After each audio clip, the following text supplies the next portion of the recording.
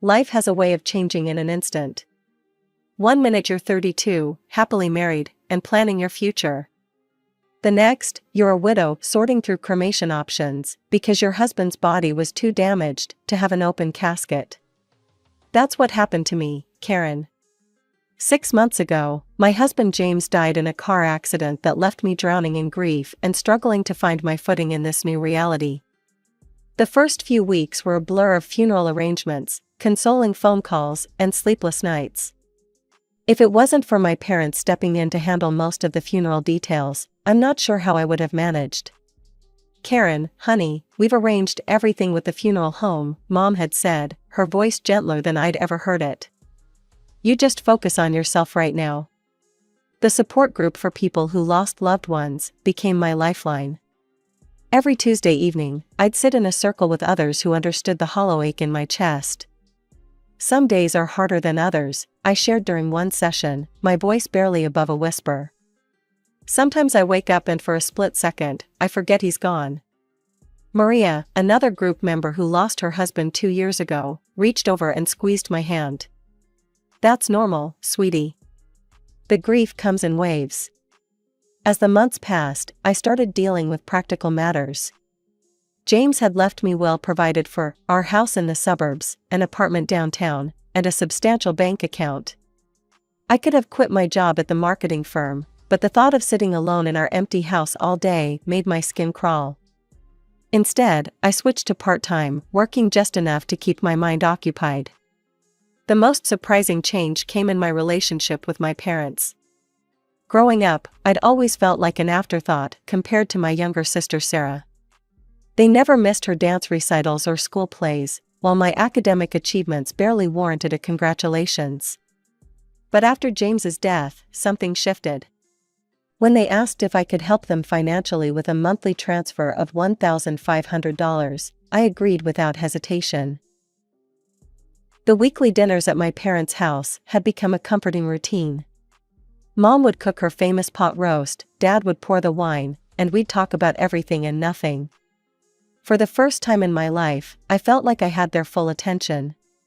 "Karen, tell us more about that new project you're working on," Dad would say, actually interested in my work for once. "The marketing campaign's going well," I'd share, savoring these moments of connection. "My boss thinks it might bring in several new clients." But everything shifted the night Sarah joined us for dinner. My younger sister walked in, 7 months pregnant, her presence immediately commanding the room like it always had. She'd been living in a rented apartment across town, and I hadn't seen her since James's funeral. "Sarah, sweetie, sit here," Mom fussed, practically pushing me aside to make room for her favorite daughter. "Do you need another pillow? Are your feet swollen?" Just like that, I became invisible again.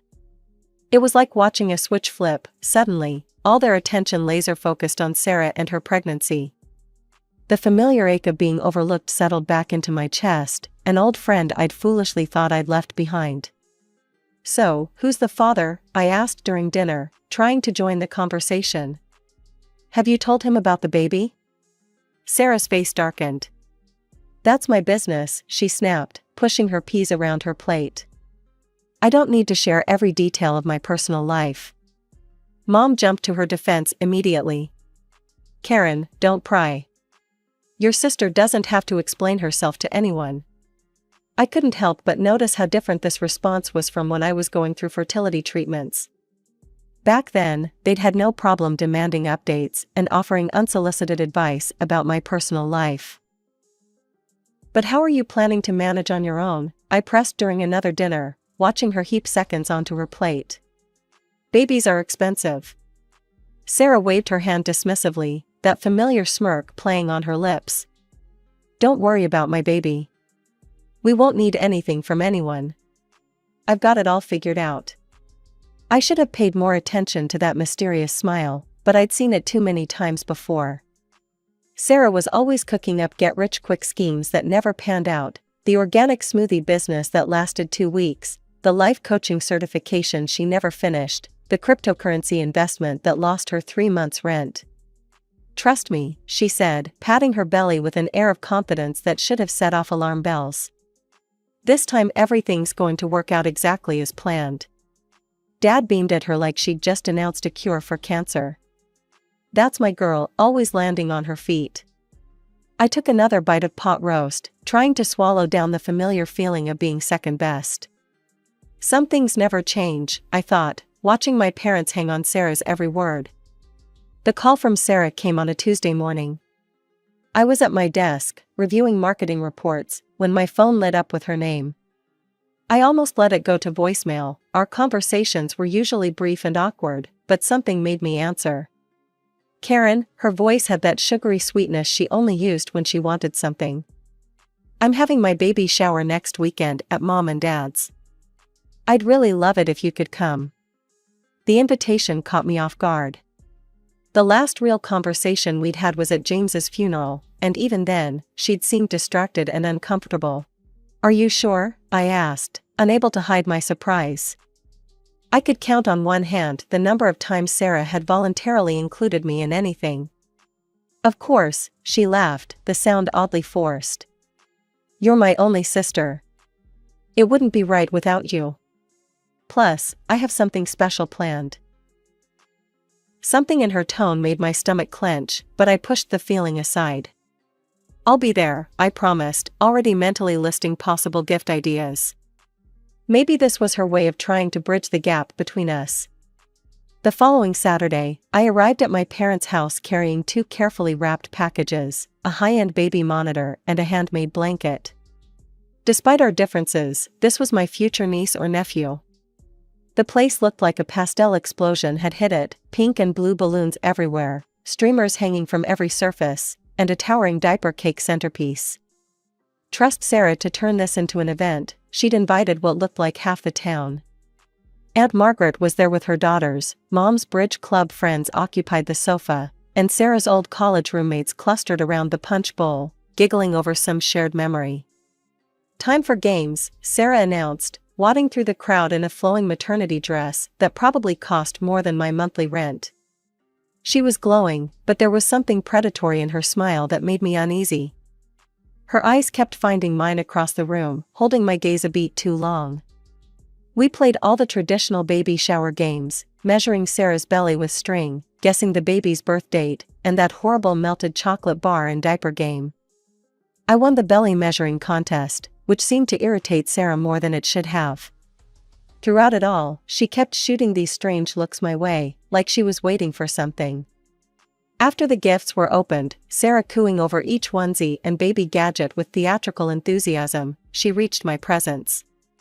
She held up the blanket, running her fingers over the intricate pattern. Then she clinked her glass for attention. The room fell silent, and my heart started racing for no reason I could name.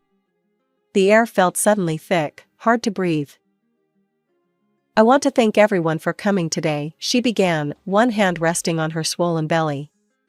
But there's something else I need to share. I think it's time everyone knew who the father of my baby is. My heart started pounding. Sarah's eyes locked onto mine, and in that moment, I knew. I knew before the words left her mouth, but that didn't lessen the impact.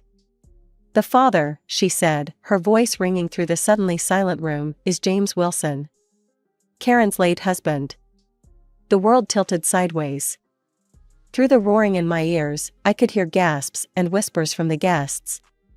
Aunt Margaret's hand flew to her mouth. Sarah's college friends huddled closer together, whispering frantically. But what hit me hardest was the lack of surprise on my parents' faces. They had known all along. Before I could process what was happening, Sarah was already speaking again, her voice dripping with satisfaction as she turned to face me directly. As James's baby is his only heir, I'm entitled to half of everything he left you, Karen. The house, the apartment, the money, my child deserves their father's inheritance. The room spun. I gripped the back of a chair to steady myself, but then Mom and Dad stepped forward, flanking Sarah like bodyguards. Karen, Dad said, using his stern business voice. You need to do the right thing here. Your nephew deserves his father's legacy. I found my voice, though it came out as a rasp. You're lying. All of you are lying. James would never. Oh no, Sarah's smile turned cruel as she pulled out her phone. Then how do you explain these? She held up the screen, and my world collapsed all over again. There they were, James and Sarah, wrapped in each other's arms, kissing in what looked like a hotel room.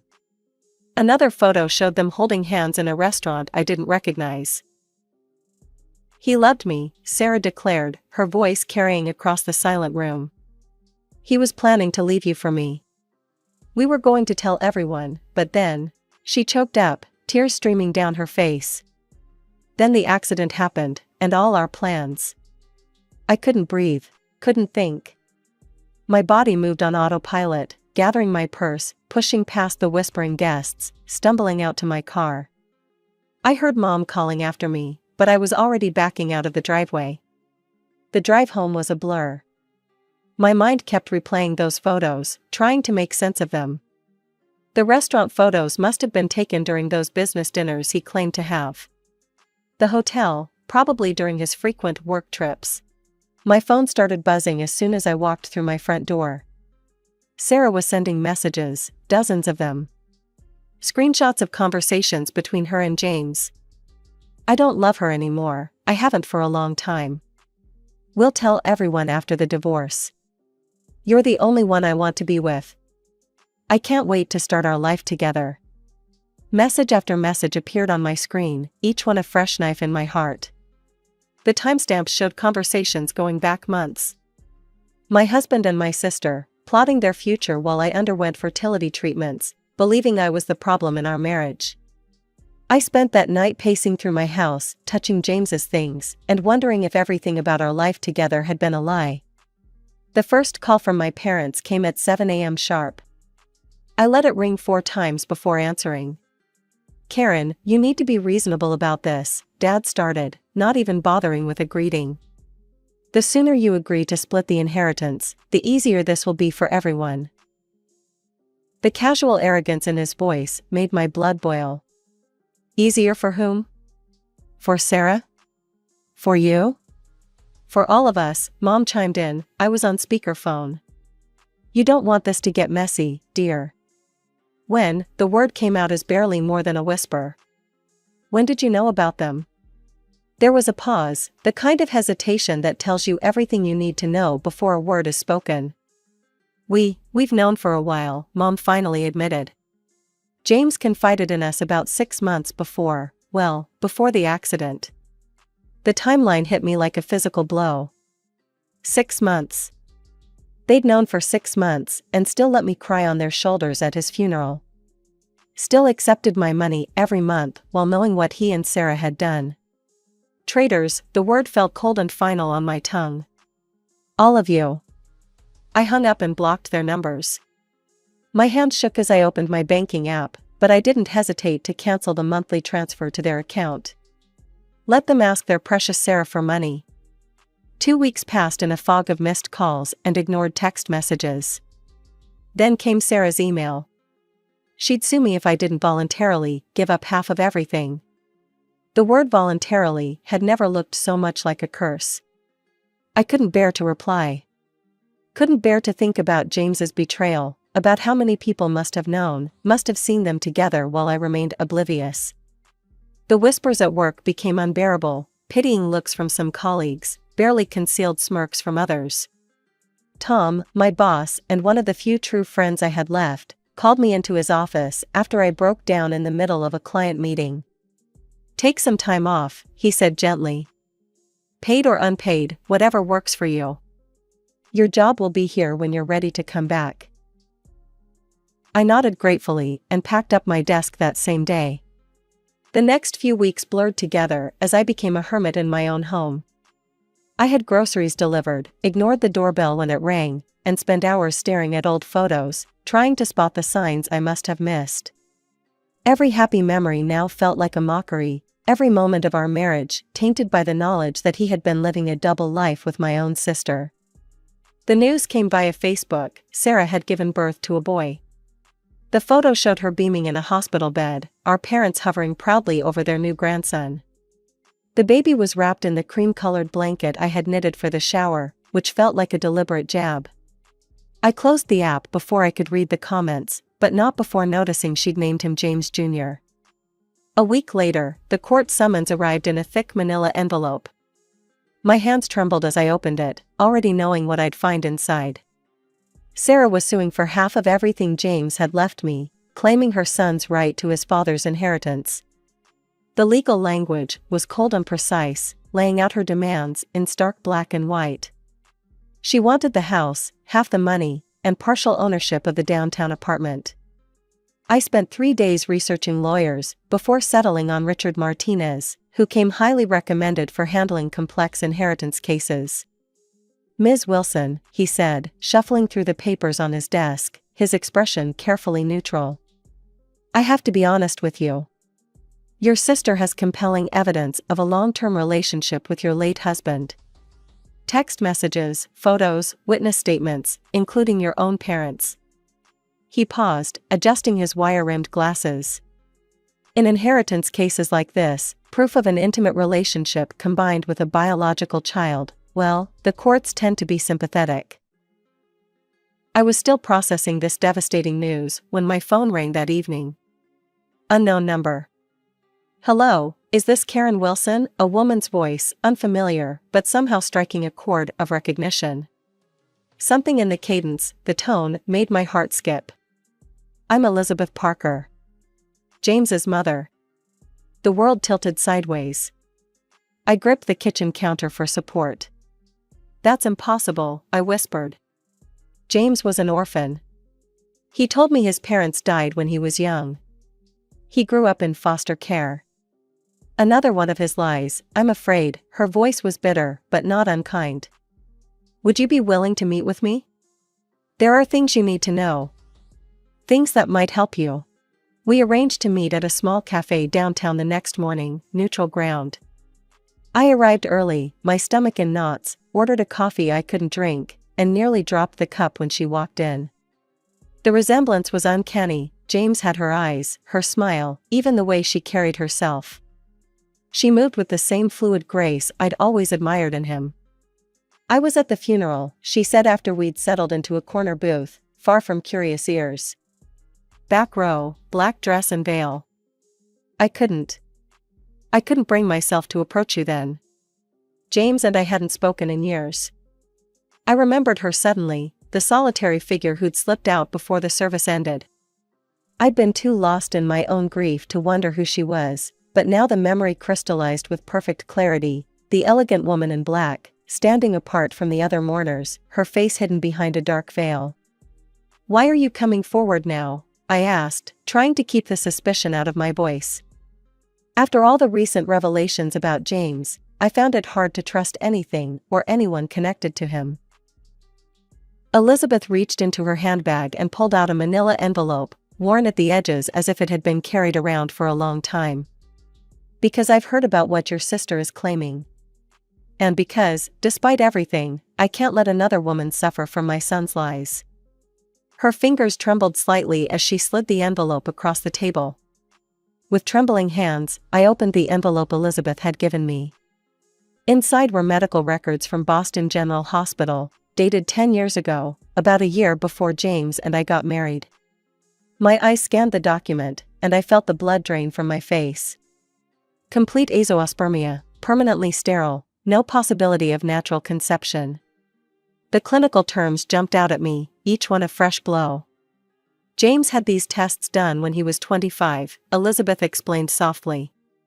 He was devastated by the results. It was one of the last things we discussed before our falling out." I couldn't speak. All those years of fertility treatments, the endless doctor's appointments, the hormone injections, the tears and self-blame, it had all been a cruel charade. The courtroom was packed on the day of the hearing. Sarah sat in the front row, cradling baby James Jr., while our parents flanked her protectively. She'd dressed the part of the grieving almost widow perfectly, demure black dress, minimal makeup, practiced look of sorrow. When she took the stand, she played to the gallery masterfully, tears glistening in her eyes as she described her great love with James. "All I want is what's fair for my son," she declared, her voice breaking. "He deserves his father's legacy. My lawyer, Mr. Martinez, waited until she'd finished her performance before he spoke. Your Honor, I'd like to submit evidence that proves Ms. Thompson's entire claim is fraudulent. He approached the bench with the hospital records. The judge reviewed the documents, her expression unchanging. Sarah's lawyer jumped up, objecting about chain of custody and document authenticity. Sarah's composure cracked. Those documents are fake, she shrieked, clutching the baby closer. She forged them to steal my baby's inheritance. Your Honor, Mr. Martinez continued calmly, given these medical records show Mr. Wilson was sterile, we request a DNA test to establish paternity. Sarah's smile was triumphant. That's impossible. James was an orphan, and his body was cremated. There's no one to test against. Actually, Mr. Martinez said, gesturing to the gallery, I'd like to introduce Elizabeth Parker, James Wilson's biological mother. Elizabeth stood, and a murmur ran through the courtroom. Even from where I sat, I could see Sarah's face turn ashen. I'm willing to submit to a DNA test, Elizabeth announced clearly. To determine if this child is my grandson. The judge nodded. DNA testing is ordered. We'll reconvene when the results are available. Sarah swayed slightly in her seat, all color drained from her face. Our mother rushed to support her, shooting me a venomous look. But for the first time since this nightmare began, I felt hope.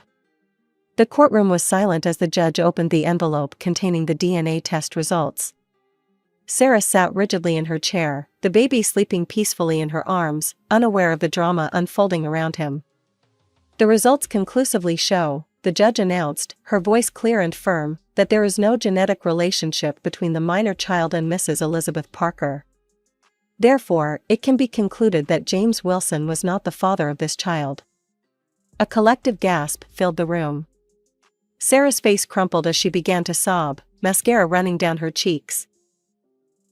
Ms. Thompson, the judge's voice had turned stern, would you care to explain why you perpetrated this fraud upon the court? Sarah clutched the baby closer, her voice barely above a whisper.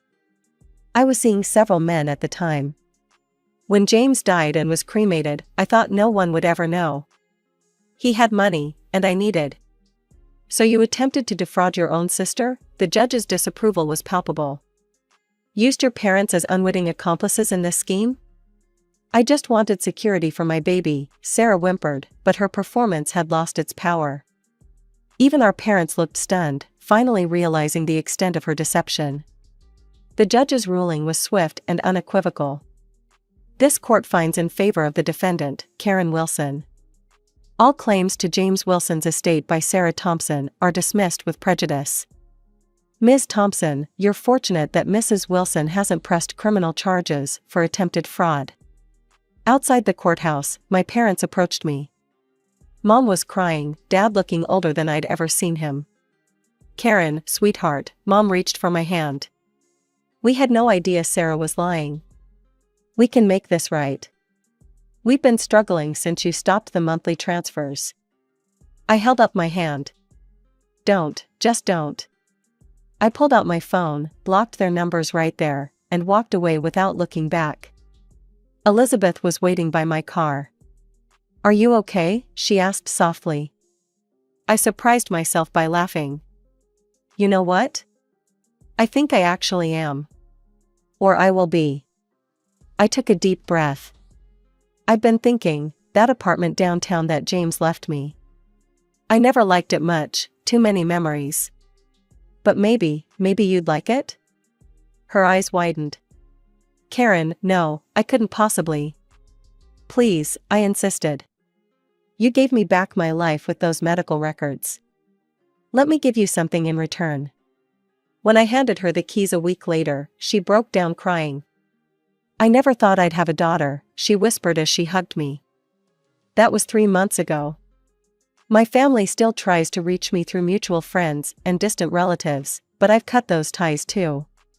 Sarah sent a letter claiming she's changed, that she's sorry, that she needs help with the baby. I threw it away unopened. Instead, I have weekly dinners with Elizabeth. We're getting to know each other, sharing stories about James, the good and the bad. She's helping me see that while he wasn't the man I thought he was, that doesn't invalidate all the happy moments we shared. Yesterday, I finally packed away James's remaining things. Elizabeth helped me donate some to charity and store others in the attic. As we worked, she told me stories about James as a little boy, before the lies began. It helped, somehow, to know that version of him existed. I'm not ready to date yet, but I've started living again. I returned to work full-time, joined a hiking club, and am planning my first solo vacation. Sometimes when I look in the mirror, I barely recognize the woman looking back at me. Life has a way of surprising you. I lost the family I was born into, but gained a new one I never expected. It's not the life I planned, but maybe it's the life I was meant to have all along.